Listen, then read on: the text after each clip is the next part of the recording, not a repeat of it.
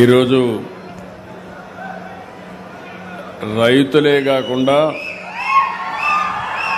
మా ఆడబిడ్డలు కూడా పచ్చ కండువా ఊపుతూ రైతాంగానికి మాకు స్వాగతం పలకడమే కాకుండా రైతుల తరపున పోరాడే మా ఆడబిడ్డల్ని మనస్ఫూర్తిగా అభినందిస్తున్నా. ఈ మీటింగ్ వారికి స్వాగతం పలుకుతున్నా. ఎప్పుడూ నేను అనుకునేవాడిని మీటింగ్ అంటే మగవాళ్లే వచ్చేవాళ్ళు. ఇప్పుడు ఒక పక్క ఆడబిడ్డ పైన కూర్చునింది, ప్రకృతి సేద్యం చేస్తూ నేను కూడా మగవాళ్లతో సమానంగా వ్యవసాయం చేయగలుగుతానని, ప్రజల ఆరోగ్యాన్ని కాపాడుతానని చెప్పే పరిస్థితికి వచ్చారు. ఇలాంటి మంచి కార్యక్రమంలో సహచర మంత్రివర్గ సభ్యులు నిమ్మల రామానాయుడు గారు, ఇప్పుడే దుర్గేశం గారు వెళ్ళారు, దుర్గేశం గారు, అదే మరిగా వాసంశెట్టి సుభాష్ గారు, గౌరవ పార్లమెంట్ సభ్యులు గంటి హరీష్ మాథూర్ గారు, సీనియర్ నాయకుడు, ఎప్పుడు కూడా ప్రజల్లో ఉండే వ్యక్తి బండారు సత్యానందరావు గారు, అదే మరి ఇంకో పక్కన ఈ జిల్లాలో ఎప్పటి నుంచి కూడా పార్టీ పెట్టినప్పటి నుంచి పార్టీకి సేవ చేస్తూ ఎనలేని సేవలు అందించిన గోరంట్ల బుచ్చయ్య చౌదరి గారు, గౌరవనీయులు శశిభూషణ్ గారు, జిల్లా కలెక్టర్ గారు, నా పక్కన కూర్చున్న ఇద్దరు బెనిఫిషరీస్ చూస్తే శాంతకుమారి గారు, మన్నే రాంబాబు గారు, వారిద్దరిని ఒక 5 నిమిషాలు మాట్లాడితే నేను ప్రారంభించిన ప్రకృతి సేద్యంలో నాకు ఉపన్యాసాలు, నాకు పాఠాలు చెప్పే పరిస్థితికి వచ్చారంటే నేను గర్వపడుతున్నా. గట్టిగా వారిని అభినందిస్తున్నా. మీరు కూడా ఆశీర్వదించమని మిమ్మల్ని అందరినీ కోరుతున్నా.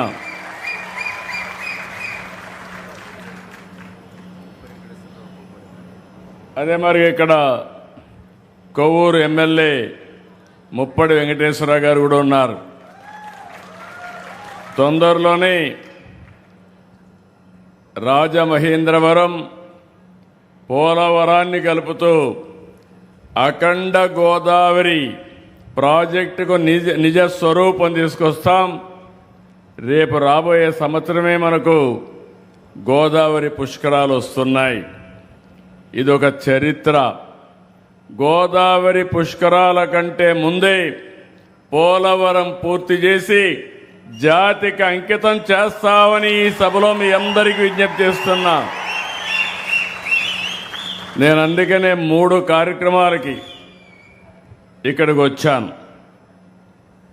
ఒకటి, మీరు చూస్తే గోదావరి డెల్టాకు కీలకమైనటువంటి ధవళేశ్వరం బ్యారేజ్ గేట్లన్నీ ఆధునీకరణ చేయడం, 153 కోట్లు, 117 గేట్లు ఇవి పెట్టడమే కాకుండా పూర్తిగా మరమ్మతులు చేసి ఈ ప్రాజెక్ట్ని కాపాడే బాధ్యత తీసుకున్నాం.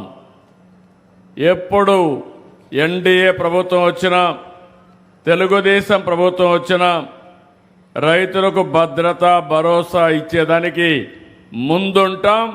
అది మీరందరూ ఆశీర్వదిస్తున్నారని చెప్పి కూడా నేను మీకు తెలియజేస్తున్నా. ఒక మంచి పని చేస్తే ప్రజలు ఎట్లా గుర్తుపెట్టుకుంటారో గోదావరి జిల్లాల్లో ఉండే మీరే దానికి ఒక ఆదర్శం. 19వ శతాబ్దం గోదావరిలో నీళ్లు వెళుతున్నాయి, పైన మాత్రం వర్షాలు పడకుండా కరువు, తినేదానికి తిండి లేకుండా బాధపడ్డారు. ఇప్పుడే రామానాయుడు గారు చాలా క్షుణ్ణంగా చెప్పారు. దాంతో మనస్సు చెల్లించినటువంటి కాటన్ 1847, 1852 మధ్య గోదావరిపై ధవళేశ్వరం కట్టారు. ధవళేశ్వరం కట్టి అక్కడి నుంచి మీరు చూస్తే 175 సంవత్సరాలైంది. కానీ నాగరికత ఎక్కడ నీళ్లుంటే అక్కడే ప్రారంభమవుతుంది. గోదావరి డెల్టా దేశానికే అన్నపూర్ణగా మారిందంటే అది కాటన్ చూపించిన చొరవని చెప్పి నేను మీకు తెలియజేస్తున్నా. మీ నిజాయితీ నీతి మీద చూస్తే నేను ఎప్పుడు కూడా గోదావరి జిల్లాలను అభినందిస్తూనే ఉంటాను. మంచి చేస్తే మంచి అంటారు, మంచి చేయకపోతే దగ్గర కూడా చేర్చరు. మీ మనసే మంచి మనసు, మీ ఆలోచనలు కూడా స్వచ్ఛమైనటివి. అందుకే మీరు ఈ రోజు కూడా చూస్తే కాటన్ దొరది ఆయన బ్రిటిష్కి వెళ్ళిపోయినా, బ్రిటిష్ వాళ్ళు వెళ్ళిపోయినా శాశ్వతంగా మీ గుండెల్లో పెట్టుకొని ఊరూరు ఆయన విగ్రహాన్ని పెట్టి పూజిస్తున్నారంటే అది మీకుండే గౌరవభావం. అయితే ఆ రోజు ఆయన చేశారు. తర్వాత రాను రాను ప్రకాశం బ్యారేజీని కూడా నూతనంగా నిర్మాణం చేయాల్సి వచ్చింది. ఏసీ మిత్రా కమిటీ సిఫారసు చేశారు.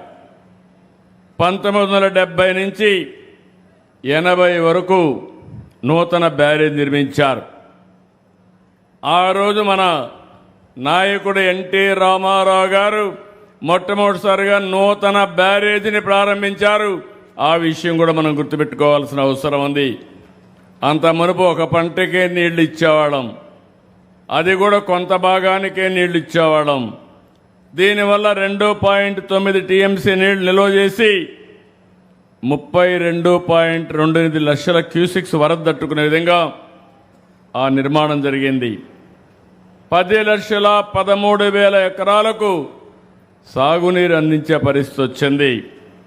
ఈస్టర్న్ డెల్టా 2,81,000 ఎకరాలు, వెస్టర్న్ డెల్టా 5,30,000 ఎకరాలు, సెంట్రల్ డెల్టా 2,100,000 ఎకరాలు. 50 ఏళ్లయింది. గేట్లు, మోటార్లు, ఎలక్ట్రికల్ వ్యవస్థలు దెబ్బతిన్నాయి. 2014లో నేను వస్తానని 32 కోట్ల రూపాయలు శాంక్షన్ చేసి 194 గేట్లలో 64 గేట్లు మరమ్మతులు చేసిన ఘనత ఆనాటి తెలుగుదేశం ప్రభుత్వానికే దక్కింది. మిగిలింది కంటిన్యూగా చేయాల్సిన అవసరం ఉంది. మీ అందరికీ తెలుసు, తర్వాత వచ్చిన ప్రభుత్వం గేట్లు మార్చడమే కాదు, గేట్లు కొట్టుకోబోతే కూడా గేట్లు పెట్టలేని పరిస్థితి, గ్రీస్ వేయలేని పరిస్థితి, ఇలాంటి చాలా సమస్యలు వచ్చి ఇబ్బంది పడే పరిస్థితికి వచ్చారు. ఈరోజు మళ్ళీ మనం వస్తానే ఆధునీకరణ కోసం 13 కోట్ల రూపాయలతో లైడార్ సర్వే కూడా విజయవంతంగా నిర్వహించాం. ఈరోజు మీరు చూస్తే 2027కి పూర్తి చేసే విధంగా, 9 నెలల్లో పూర్తి చేసే విధంగా అన్ని గేట్ల నిర్మాణానికి ఈరోజు ముందుకు పోయామని చెప్పి కూడా నేను మీకు తెలియజేస్తున్నా. మీ అందరికీ ఒకటే హామీ ఇస్తున్నా. ఇప్పుడే నేను మాట్లాడాను, రాబోయే పుష్కరాల కంటే ముందు గోదావరి బ్యారేజీకి గేట్లు పెట్టే బాధ్యత ఈ ప్రభుత్వానిదని మరొకసారి మీ అందరికీ విజ్ఞప్తి చేస్తున్నా. ఇది ఒక చరిత్ర అయితే, ఇంకొక చరిత్ర నేరుగా నేను గోదావరి ప్రాజెక్టు దగ్గరికి వెళ్తున్నాను, పోలవరం ప్రాజెక్టు దగ్గరికి వెళ్తున్నాను. ఈ ప్రాజెక్టు కూడా మీరు గుర్తుపెట్టుకోవాలి. రేపు రాబోయే రోజుల్లో ఈ ప్రాజెక్టు పూర్తయితే గోదావరి జిల్లాలకు ఇంకా నీటి ఎద్దడే ఉండదు. శాశ్వతంగా నీటి సమస్య పరిష్కారం అవుతుంది. అందుకే మీరు ఒక్కసారి చూస్తే పోలవరాన్ని ఆంధ్రప్రదేశ్ జీవనాడిగా నేను భావించి 72% పనులు పూర్తి చేశాం. ఇంకొక పక్కన మనం వెళ్లే నాటిగా మనమే కానుంటే 2021కి పోలవరం పూర్తయ్యేది. ఈరోజు మీరు ఒక్క విషయం గుర్తుపెట్టుకోవాలి, కాటన్ కట్టిన ప్రాజెక్టుల వల్ల ఈరోజు ఈ ప్రాంతం దేశానికి అన్నం పెట్టే పరిస్థితి వచ్చింది. మీ అందరి అనుమతితో ఆ రోజు నేను పట్టిసీమ ప్రారంభించాం. ఈ నీళ్లు కృష్ణా డెల్టాకు తీసుకెళ్ళాం. కృష్ణా డెల్టాలో వాడే నీళ్లు శ్రీశైలం నిల్వ చేసి రాయలసీమకిచ్చాం. ఆ ఒక్క నిర్ణయం రాయలసీమ దశ దిశ మారిపోయింది. కియా మోటార్స్ వచ్చింది. నేను అక్కడ మైక్రో ఇరిగేషన్ పెట్టాను. ఇంకో పక్క అక్కడ ఇచ్చిన నీళ్లు 1 ఎకరాకు మామూలుగా వాడే నీళ్లు 2.5-3-4 ఎకరాలకు వాడారు. ఈరోజు హార్టికల్చర్ పెట్టారు. హార్టికల్చర్ పెడితే రాష్ట్రానికి అత్యధిక తలసరి ఆదాయం జిల్లా లింగాల జిల్లాగా తయారయ్యే మండలం, లింగాల మండలం తయారయ్యే పరిస్థితి వచ్చింది. అంటే మీరందరూ గుర్తుపెట్టుకోవాలి, ఏ నాయకుడైనా మంచి పనులు చేస్తే ప్రజల దశ దిశ మారుతుంది, మీ జీవన ప్రమాణాలు పెరుగుతాయి. నేను ఒక్కసారి మీరు గుర్తుపెట్టుకోండి, ఒకప్పుడు ఈ ప్రాంతంలో వరి పంట వేస్తే గిట్టుబాటు లేదని పంట హాలిడేగా కూడా మీరు డిక్లేర్ చేసిన రోజులు గుర్తుపెట్టుకోవాలి. ఆ తర్వాత నేను అప్పుడు తిరిగాను. ఈ రోజు నేను అడుగుతున్నా, ఇక్కడే నేను మీకు ధర రాలేదంటే ఇక్కడే బస చేసి తణుకులో 16 కిలోమీటర్లు పాదయాత్ర చేసి మీకు సంఘీభావాన్ని తెలియజేశా. ఈరోజు నేను రైతాంగాన్ని అడుగుతున్నా, 24 గంటల నుంచి 48 గంటల్లో రైతు ధాన్యం ఇచ్చిన వెంటనే మీ అకౌంట్లో డబ్బులు వేసే బాధ్యత ఈ ప్రభుత్వం తీసుకున్నాం. నేను, మా మిత్రుడు పవన్ కళ్యాణ్ గారు, జనసేన, తెలుగుదేశం పార్టీ, బీజేపీ 3 పార్టీలు కలిశాం. ఆ రోజు ఒకే మాట చెప్పాం, రాష్ట్రాన్ని పునర్నిర్మాణం చేయాలి, విధ్వంసం నుంచి వికాసం వైపు నడిపిస్తానని చెప్పాం. ఆ మాట నిలబెట్టుకున్నాం. సంక్షేమ కార్యక్రమాలు చరిత్రలో ఎప్పుడూ ఇవ్వని విధంగా ఒక తేదీ అంటే ఆ డేట్లో సంక్షేమ కార్యక్రమాలు ఇచ్చిన ప్రభుత్వం ఈ ఎన్డీఏ ప్రభుత్వం అని చెప్పి కూడా నేను మీకు తెలియజేస్తున్నా. మొన్ననే అన్నదాత సుఖీభవ ఇచ్చాం. ఈ నెల మళ్ళా సిద్ధమయ్యాం. మా ఆడబిడ్డలకి తల్లికి వందనం కింద ఎంతమంది పిల్లలుంటే అంతమందికి 15,000 రూపాయలు మీ అకౌంట్లో వేసే బాధ్యత ఈ ప్రభుత్వం తీసుకుంటున్నాం.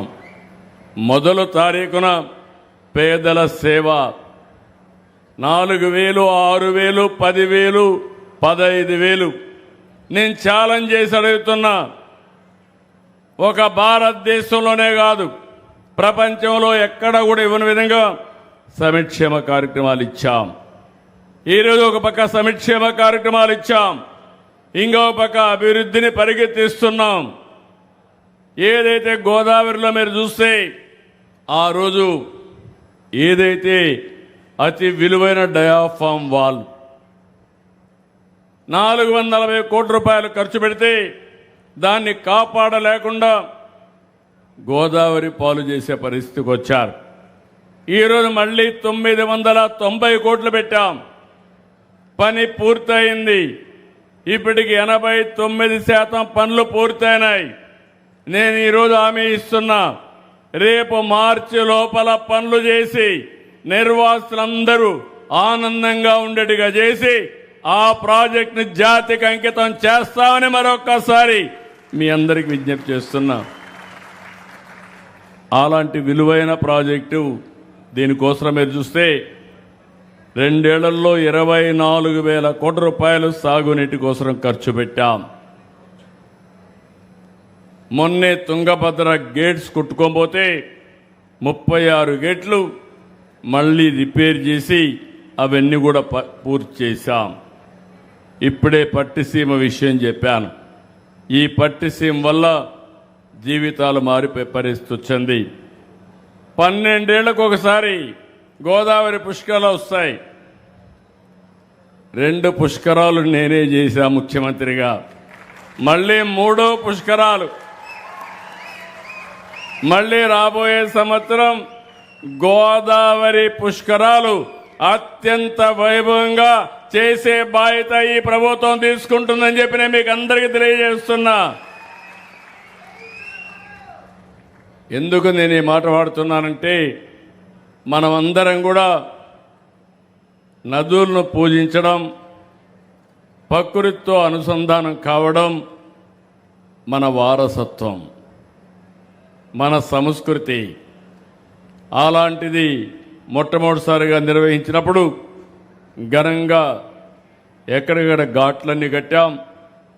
నేను ఈరోజు ఇంకొక విషయం కూడా మీరు గుర్తుపెట్టుకోవాల్సింది, ఒక పక్కన రాజమహేంద్రవరం పేరు కూడా పోయిన పుష్కరాలు నేనే పెట్టా, ఇంకొక పక్క కొవ్వూరు, ఇంకొక పక్క పోలవరం వరకు వెళ్తే పోలవరం కూడా నా పూర్వజన్మ సుకృతంగా భావిస్తున్నా. ఆ ప్రాజెక్ట్ని స్పీడ్గా అమలు చేయడమే కాకుండా పూర్తి చేసి జాతికి అంకితం చేసే అదృష్టం నాకు రావడం ఇది ఒక అదృష్టంగా నేను భావిస్తున్నా. ఈ సందర్భంలో నిన్న నేను ముంబైకి వెళ్ళి డిప్యూటీ సీఎం పవన్ కళ్యాణ్ గారిని కలిసి వచ్చాను. ఆయన భుజానికి ఆపరేషన్ అయింది. ఎందుకంటే ఆయనకు ఫ్యాన్స్ ఎక్కువగా ఉంటారు. ఎక్కడికి బయట వచ్చినా తోపుళ్ళు కూడా అట్నే ఉంటాయి. ముందుకు లాగడం మా రాజకీయ నాయకులకు అందరికీ ఉంటాయి, ఆయనకి ఇంకొంచెం ఎక్కువగా ఉంటాయి. దాంతో భుజం కూడా కొంత దెబ్బతినడం, ఆపరేషన్ చేసుకున్నారు, ఫాస్ట్గా కోలుకుంటున్నారు. నేను ఇప్పుడే పనికి వస్తానంటే కాదు జాగ్రత్తగా చూసుకో. రాజకీయం ముఖ్యం, అదే సమయంలో ఆరోగ్యం కూడా ముఖ్యం. ఆరోగ్యం బాగుంటే ఇంకా బాగా పనిచేసే అవకాశం వస్తుందని చెప్పాను. తొందరలోనే ఇంకా ఒక 3 రోజులు అక్కడే ఉండాలి. తొందరలో వస్తాడు. ఆయన, నేను, నరేంద్ర మోడీ గారు ఒకటే ఆలోచిస్తున్నాం. నరేంద్ర మోడీ గారు ప్రధానమంత్రిగా 2047కు భారతదేశాన్ని వికసిత్ భారత్గా తయారు చేయాలనేది లక్ష్యం. నేను, పవన్ కళ్యాణ్ గారు 2047కి స్వర్ణ ఆంధ్రప్రదేశ్గా తయారు చేయాలనేది మా లక్ష్యం. అందుకే 36 ప్రాజెక్టుల్ని పూర్తి చేస్తున్నాం. నాకెప్పుడు కూడా గోదావరి జిల్లాలంటే ఇప్పుడే కాదు, మొదటి నుంచి కూడా నా రాజకీయ జీవితంలో గోదావరి జిల్లాలు ఎప్పుడు కూడా నన్ను ఆశీర్వదించాయి. ఎంత నమ్మకం అంటే ఒకప్పుడు తూర్పు గోదావరి జిల్లా సమైక్య జిల్లా, హరికేన్ తుఫాన్ వచ్చింది. 10 రోజులు ఇక్కడే ఉన్నా, మళ్ళీ పునరావాసం కల్పించి మిమ్మల్ని అందరినీ బాగా చేసిన తర్వాతనే తిరిగి హైదరాబాద్ సెక్రటరియట్కి వెళ్ళాను. ఇక్కడే రాజమండ్రి ఆర్డీఓ ఆఫీసే నా సెక్రటరియట్. ఆ రోజు అది చేసి 21 అసెంబ్లీ సీట్లు వస్తే 99లో 20 అసెంబ్లీ సీట్లు గెలిపించిన ఏకైక జిల్లా గోదావరి జిల్లా. అంటే మంచి చేస్తే మీరు ఎప్పుడు మాతోనే ఉంటారు. ఎమ్మెల్యే మంచి చేస్తే ఎక్కువ ఓట్లేస్తారు. అదే మరి పార్టీ మంచి చేస్తే ఆ పార్టీని ఆశీర్వదిస్తారు. నా ఆలోచన ఒకటి మీరు గుర్తుపెట్టుకోవాలి. విభజన జరిగింది, కొంత నేనే హైదరాబాద్ని, సైబరాబాద్ని అభివృద్ధి చేశాను. ఈరోజు దేశంలో హైయెస్ట్ తలసరి ఆదాయం ఎక్కడంటే తెలంగాణ రాష్ట్రం. దానికి కారణం ఏంటంటే సైబరాబాద్ నగరం. అది నాలెడ్జ్ ఎకానమీకి కేంద్రంగా తయారైంది. అదే సమయంలో విభజన జరిగిన తర్వాత నేను ఎప్పుడు ఆలోచించేవాడిని, నేను చేసిన ఒక నగరం తెలంగాణకి వెళ్ళింది, మంచిది, అక్కడే వాళ్ళు బాగుపడ్డారు, ఇక్కడుండే వాళ్ళని కూడా బాగు చేయాలి, వారితో సమానంగా పైకి తేవాలన్నది నా జీవిత ఆశయమని మరొకసారి మీ అందరికీ విజ్ఞప్తి చేస్తున్నా.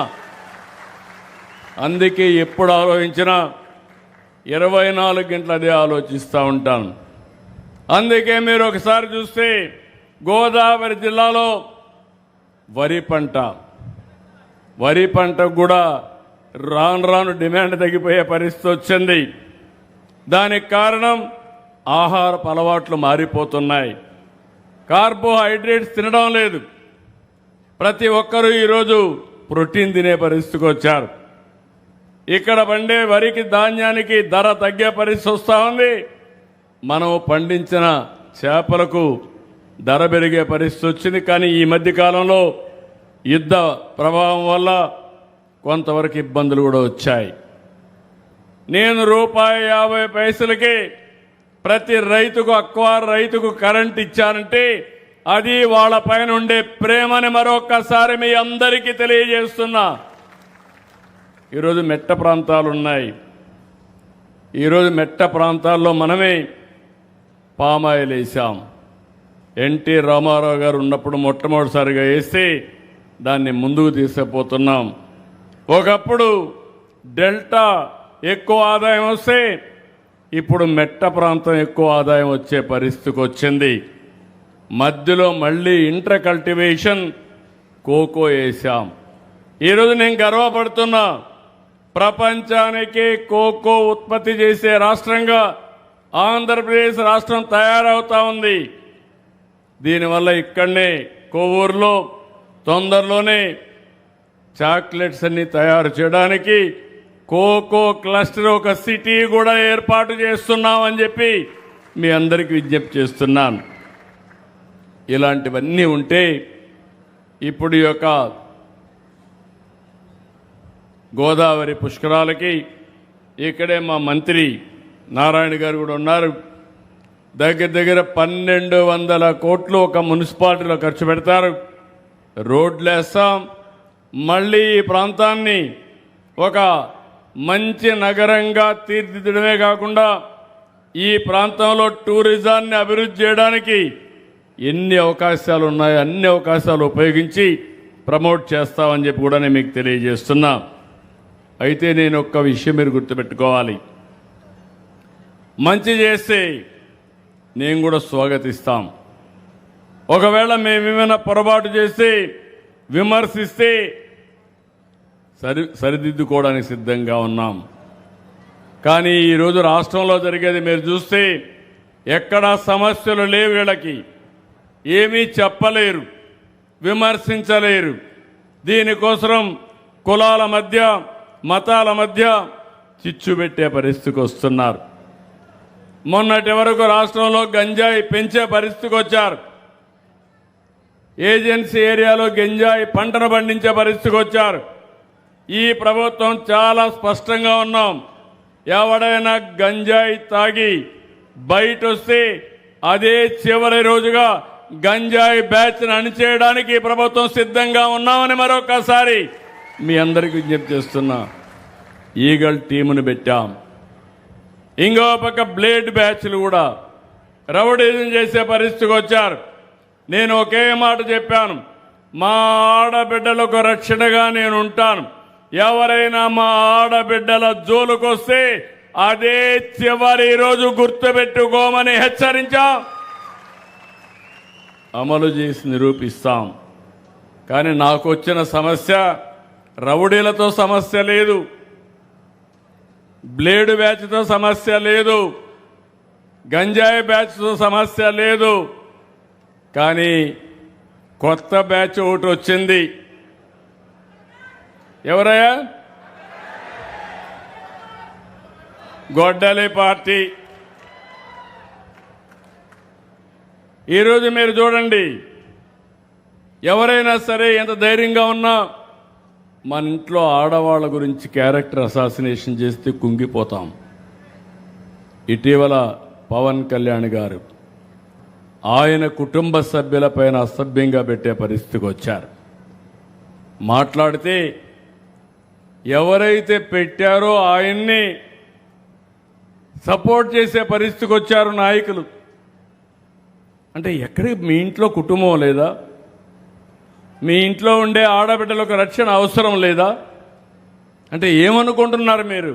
వీళ్ళు ఇక్కడ ఉండరు, ఎక్కడో ఉంటారు. యూట్యూబ్ కానీ, ఇన్స్టాగ్రామ్ కానీ, ట్విట్టర్ కానీ ఇలాంటి అనేక వేదికలు పెట్టుకొని ఇష్టానుసారంగా తప్పుడు వార్తలు. తప్పుడు వార్తలు అయితే కండెమ్ చేస్తాం. క్యారెక్టర్ అసాసినేషన్ ఇది ప్రమాదకరమైన పరిస్థితి. నేను అందుకే మిమ్మల్ని కోరుతున్నా, మేము సుపరిపాలన ఇచ్చినంత వరకు నేను ఒకటే చెప్తున్నా. ఈరోజు గోదావరి జిల్లాలో చూశాను, మొన్న ఎన్నికల్లో చూస్తే ఒక్కొక్క మెజారిటీ కళ్ళు అదిరే మెజారిటీ ఇచ్చారంటే అది మీకు ఈ కూటమి పైన ఉండే అభిమానం. ఎక్కడో స్టూడియోలు పెడతారు, ఎక్కడో కార్యాలయాలు పెడతారు. అలాంటి రాక్షస మూకకు కూడా సపోర్ట్ చేస్తామని వీళ్ళు మాట్లాడే పరిస్థితికి వస్తారు. వాళ్ళకు ఫైనాన్స్ చేస్తారు. మీరు కూడా గుర్తుపెట్టుకోవాలి, నేను ఎన్నోసార్లు మీకు ఒక మాట చెప్పాను, ఈ యొక్క గంజాయి ఇది మాత్రం అన్ని నేను కంట్రోల్ చేస్తాను కానీ కొంచెం టైం పడుతుందని. గంజాయికి అలవాటు పడ్డా, డ్రగ్స్కి అలవాటు పడ్డా వాళ్ళు మన చేతుల్లో ఉండరు. వాళ్ళని కంట్రోల్ చేసుకోవాలన్నా కంట్రోల్ చేసుకోలేకుండా అడిక్ట్ అయిపోతారు. అలాంటి వారితో పోరాడి మళ్ళీ మెయిన్ స్ట్రీమ్కి తేవాలని మనం ఆలోచిస్తే అలాంటి వాళ్ళకి పూర్తిగా సపోర్ట్ చేస్తూ ఇలాంటి కార్యక్రమాలు చేసే పరిస్థితికి వచ్చారు. నేను ఒకటే మిమ్మల్ని అందరినీ కోరుతున్నా, గడిచిన ప్రభుత్వం చేసిన తప్పులన్నీ కరెక్ట్ చేస్తూ వస్తున్నాం. 2 ఏళ్ల నుంచి కేంద్రం ఇచ్చే 90 స్కీముల్ని వాడుకోకుండా ఎక్కడికక్కడ నిర్వీర్యం చేశారు. మళ్ళీ నేను అవన్నీ స్ట్రీమ్లైన్ చేసి వాడుకునే పరిస్థితికి వచ్చాం. నిన్ననే పవన్ కళ్యాణ్ గారి మంత్రి దీంట్లో జేజేఎం 28,000 కోట్ల రూపాయలు ఇంటింటికి కొళాయి పెట్టడానికి వస్తే దాన్ని కూడా వాడుకోకపోతే మళ్ళీ స్ట్రీమ్లైన్ చేసి మొన్నే టెండర్లు పిలిచాం. అవన్నీ కానీ వస్తే గ్రామీణ ప్రాంతాల్లో 80 నుంచి 90% వరకు ఇంటింటికి కొళాయితో నీళ్ళిచ్చే పరిస్థితి వస్తుంది.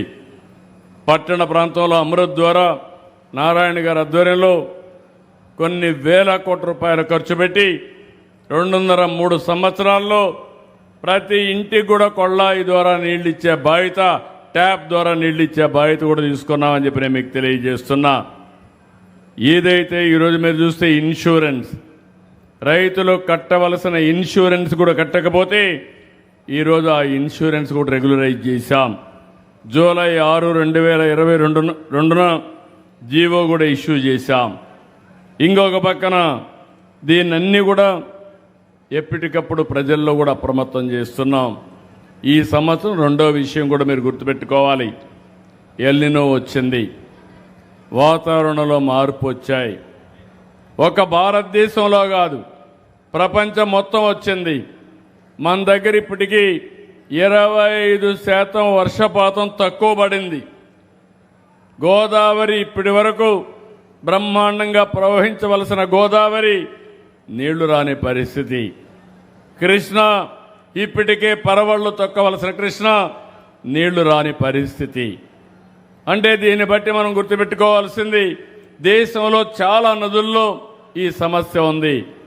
యూరోప్లో కూడా మామూలుగా ఐసు కురిసే ప్రాంతాల్లో 46-47 డిగ్రీల టెంపరేచర్కి వెళ్ళిపోయింది. వాళ్ళు రోడ్డు మీద నీళ్లు పెట్టే పరిస్థితికి వచ్చారు, చల్లబరిచే పరిస్థితికి వచ్చారు. అదే మరి ఎక్కడెక్కడ స్ప్రింక్లర్లు పెట్టే పరిస్థితికి వచ్చారు. టైర్లన్నీ కూడా కరిగిపోయే పరిస్థితికి వస్తున్నాయి. ఇంకో పక్క రైల్వే ట్రాక్ కూడా మెల్ట్ అయ్యే పరిస్థితికి వస్తూ ఉంది. ఇదంతా కూడా మన చేతుల్లో ఉంది. అందుకే నేను జలధార, ప్లాంటేషను, ఎన్విరాన్మెంట్ని కాపాడుకోవడానికి సర్క్యులర్ ఎకానమీ చాలా కార్యక్రమాలు తెచ్చాం. ఇవన్నీ కూడా మీరు గుర్తుపెట్టుకొని ఎక్కడికక్కడ సపోర్ట్ చేయాల్సిన అవసరం ఉంది. ఇక్కడికి వచ్చినప్పుడు నాకు ఎప్పటి నుంచో కోరిక, ఈ పిచ్చుకల లంక 65 ఎకరాలు, బొజ్జర్ల లంక 100 ఎకరాలు, ఈ 2 చేయగలిగితే టూరిజం మొత్తం ఇక్కడ అదిరిపోయే టూరిజాన్ని ప్రమోట్ చేసే అవకాశం ఉంటుంది. తప్పకుండా చేసే బాధ్యత తీసుకుంటాం. ఇప్పుడే మంత్రి గారు చెప్పినప్పుడు ఇవి చేయమని చెప్పి కోరారు, డెఫినెట్గా చేస్తాను. ఇంకో పక్కన సత్యానందరావు గారు ఇంకొక గోదావరి డెల్టా వ్యవస్థ ఆధునీకరణ. రామానాయుడు గారు మంత్రి, ఈ జిల్లా వాసే. ఈ గేట్లు పెట్టడమే కాదు, ఎంత అవుతుందో ఎస్టిమేట్స్ తయారు చేయమన్నాం. రాబోయే 3-4 సంవత్సరాల్లో చివరి భూములకు సుజావుగా నీళ్లు పోయేట్టుగా, ఎక్కడ కూడా మురుగును నిలవకుండా ఉండే వ్యవస్థకి శ్రీకారం చుడతాం. తప్పకుండా చేస్తామని మరొక్కసారి హామీ ఇస్తున్నా. ఇంకొక పక్కన నదీ ప్రవాహం వల్ల లంక భూములు కొన్ని కోత నివారణ అవుతున్నాయి. అక్కడ గ్రోయన్స్ కట్టాల్సిన అవసరం ఉంది. ఏటిగట్ల బలోపేతం చేయాలి, అది కూడా వర్కౌట్ చేస్తాం. ఇంకో పక్కన కొత్తపేట రెవెన్యూ డివిజన్ కార్యాలయ భవనాన్ని కొద్దిగా రిపేర్లుగా అవన్నీ చేయడం కోసం మార్కెట్ కమిటీ స్థలం ఎన్ని కావాలన్నారు, అది కూడా ఇచ్చి రెవెన్యూ డివిజన్ని అన్ని విధాలా అభివృద్ధి చేసే బాధ్యత తీసుకుంటాం. R&B రోడ్స్కి డబ్బులు అడిగారు, అది కూడా పెడతాం. అమలాపురం వద్ద జాతీయ రహదారి 216 పేరూరు వై జంక్షన్ నుండి రావులపాలెం వద్ద వరకు 216A వరకు ఈ రహదారిని బాగు చేయాలని కోరారు.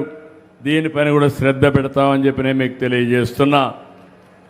నాకు మీరందరూ గుర్తుపెట్టుకోవాలి,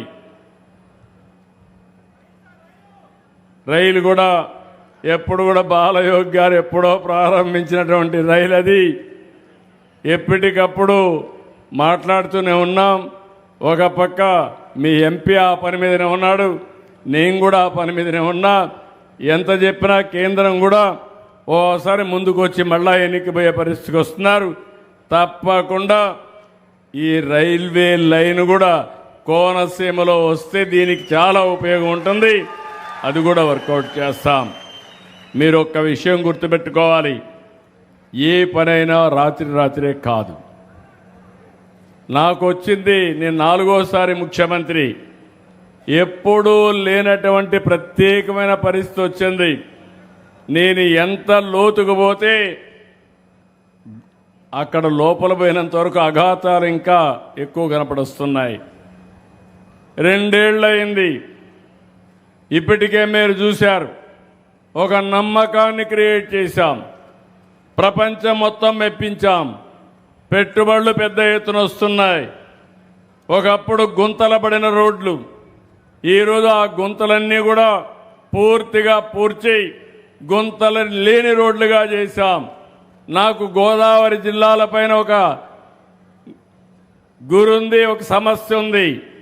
గోదావరి భూములన్నీ కూడా నల్లరేగడి భూములు, వర్షాలు ఎక్కువ పడతాయి.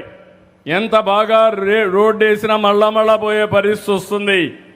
వీలైతే ఈ జిల్లాలో సిమెంట్ రోడ్లు వేసి శాశ్వత పరిష్కారం చేయగలిగితే ఇబ్బందులు తగ్గుతాయనే ఆలోచన కూడా ఉంది. మీరు ఆశీర్వదించాలి, భగవంతుడు కరుణించాలి.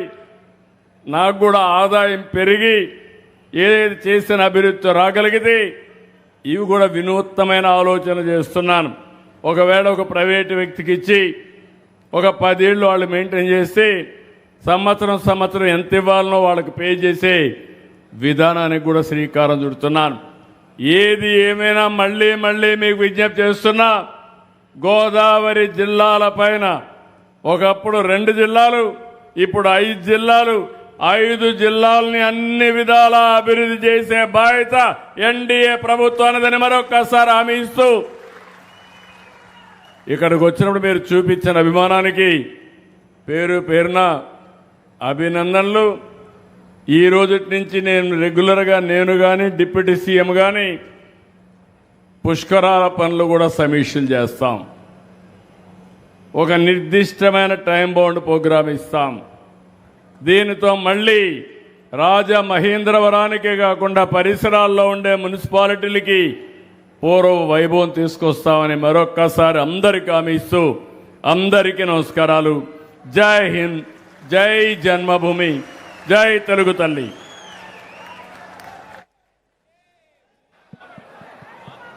చెక్ మనందరి కోసం చెక్